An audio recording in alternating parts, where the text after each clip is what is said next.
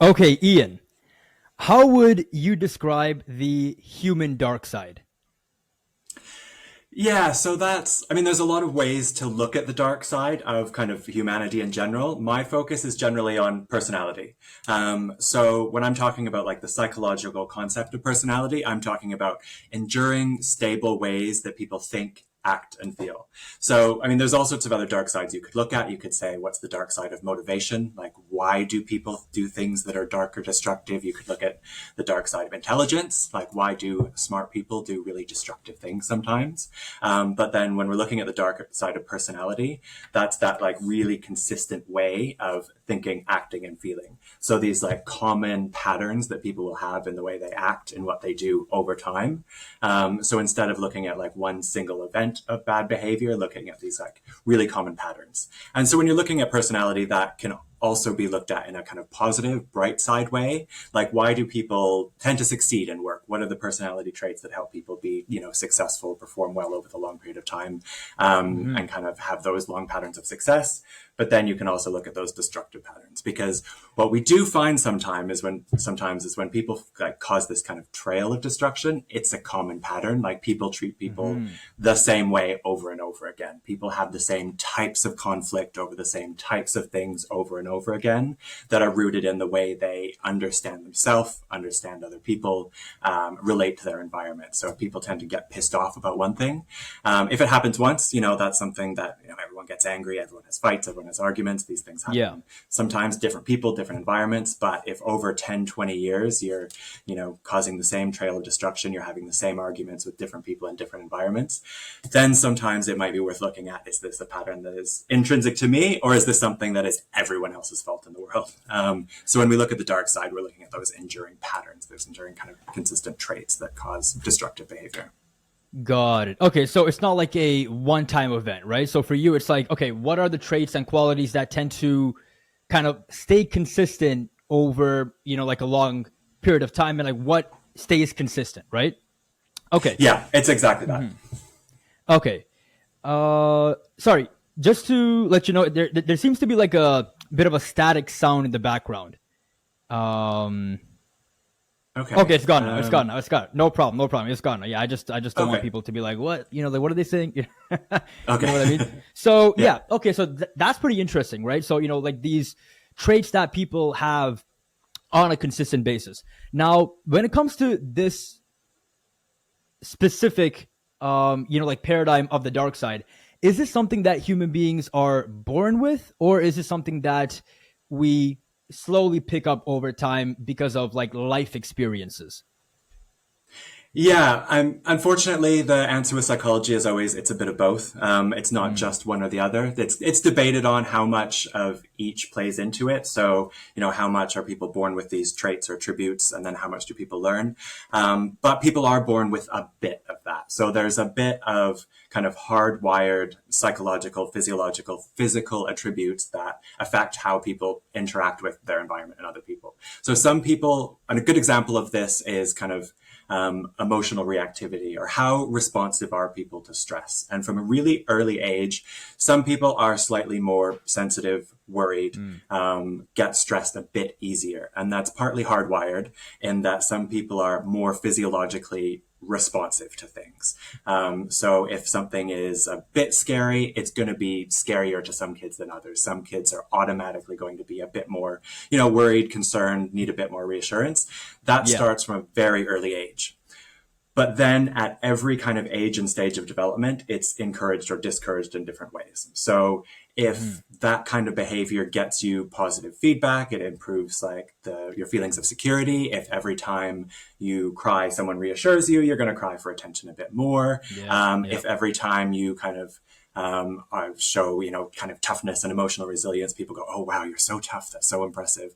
That kind of builds up over time. And that affects how people react with others around them, with their environment. And then one of the interesting things about both personality and development is then people start to apply these strategies that they learn in new situations and new environments. So for the first couple of years of life, you really are learning from a couple core people, right? Parents, caregivers, immediate family, and then you Yeah. learn these really basic survival strategies and interacting strategies, right? And you learn, are other people safe or scary? Can I trust other people or not? Are other people a source of comfort or fear? And then once you learn that about your kind of core group, you take it to the next group. So you might take that strategy to school. And then your kind of implicit assumptions about people, are they safe or scary? Do I have to be worried about new people? Is it exciting? Kind of builds up over time. And that's like at different stages, it can be challenging or difficult because you're trying the same strategies you've used before with a totally new group of people. Sometimes it works, sometimes it doesn't. Got it. Okay, yeah. So that's pretty interesting. So it seems like, people are born a certain way. And then, like if you ask, like people who have kids, they'll tell you that, hey, each one of my kids, like they're just born with like a specific personality, right? And no one really knows where it comes from. It's just like, that's the real unique things about people, right? And then something that you also mentioned was like, okay, it all comes down to the kind of positive feedback you get based on certain reactions that you gave to people as a kid, right? So if you were reinforced for, I guess, not showing emotion or I guess being really sensitive, then you tend to carry that over into different aspects of your life, right? So that's really interesting. So it's a combination of DNA plus nurture, right? Yeah. Now, yeah. Go ahead. Yeah, and I will say personality, especially, and the younger you are, the more flexible it is. So we know from the research that personality doesn't like fully crystallize until about almost late 20s, sometimes early 30s. It's quite stable for a lot of people over the lifespan, but if you're looking at personality in children, you wouldn't even measure personality in that way. We might call it temperament. But you can't really start measuring personality in a stable way until adulthood, really. But then even when you're 18, 19, 20, it can still change. For a lot of people, it's pretty stable. But I've worked with people in research, I've found that there are examples of people who take personality tests in college. They think they'll act a certain way in the workforce. They think they're this type of person. And then they kind of get into a different reality of actually working in a different environment than college. And all of a sudden, the way they understand themselves in relation to others is different. The way they thought they would act in work is substantially different than their past experience. That's fairly rare. By about 20, 25, most people have fairly good insight into themselves. But it still can change, right? Things can change at 10 years old, 15 years old, 20 years old, depending on what that environment is, what your experience, what your level of self-awareness is in different environments. Because some people, can go to be 20, 25 and have a very limited range of experience, only working with, certain types of people in certain types of environments. And all of a sudden 100%. The world is a lot bigger than you realize. And some people get that experience much earlier. Got it. Okay. Now, when it comes to like life events, so something that you said, which is really interesting, is that your personality doesn't really get fully crystallized until you're like a full on, like fully grown adult, right? So let's say someone goes through a big traumatic event at age 40. Does that have the potential to significantly change their personality? Because I guess at that age, you're, like a full on adult, but now you're being hit with this extreme life event, which oftentimes can really change people, right? If it's, if it's extremely severe. So how much of a person's personality gets hurt if they go through a really painful event later on in life? Like how much will it really mess with your personality? Yeah, it potentially can. And I think hit is the right word because the simplest example of this is brain injury. So if you get a kind of cartoon style anvil dropped on your head, that can change your personality. So what we know about that is that means functional changes in the brain, physical changes in the brain can directly and quickly change your personality. So if we look at that over time, something like head injuries are another concern. So even like kind of prolonged head injuries, we look at this in sports sometimes, that can have an impact on personality. Sometimes we look at things like impulse control, but other patterns of behavior that can change things. So if we know it can change in 40 and physical changes can have an effect, then psychological, emotional, life changes can have that impact too.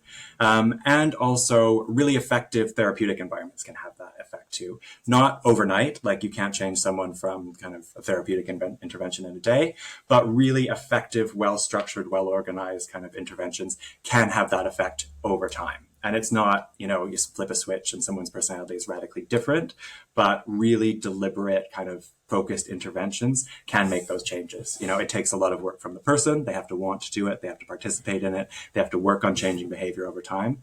But it can have an effect. I mean, the other thing that can have effect too is drugs. Yeah. So that's another good example, right? Like it would take a profound amount of drugs in a short period of time to have a radical change on someone. But drug taking, various types of drugs, chemical substances can have effects over long periods of time. And that's true of medication too. Sometimes it's desirable, sometimes it's, intended, sometimes not so much. Got it. Okay, yeah. So pretty much it comes down to like, head trauma or some sort of like change in your neurology or biology, and that just causes you to start acting differently, right? And you can see this in stuff like, football, in like boxing.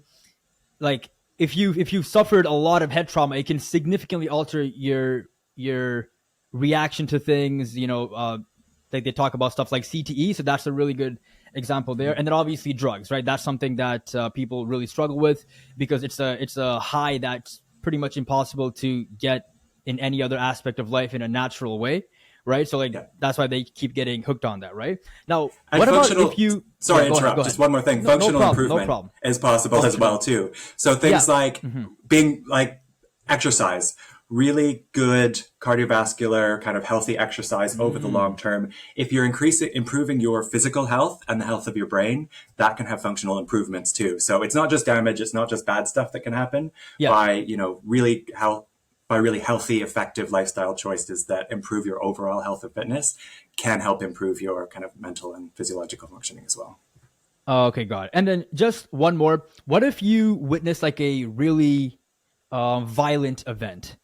How much does that impact your ability to, I guess, keep your personality stable? Because again, that's another huge problem, right? If people go to war or if they've been through a really violent situation, it can have an impact, right? So like, what happens there? Yeah, post-traumatic stress disorder, that is not my field as much, so I can't speak to the details of that. But No that's problem. another great example of events like that it can be one event or it can be a kind of prolonged exposure to life-threatening scenarios, that kind of thing can have a really profound Cool. psychological impact on people. So another good example.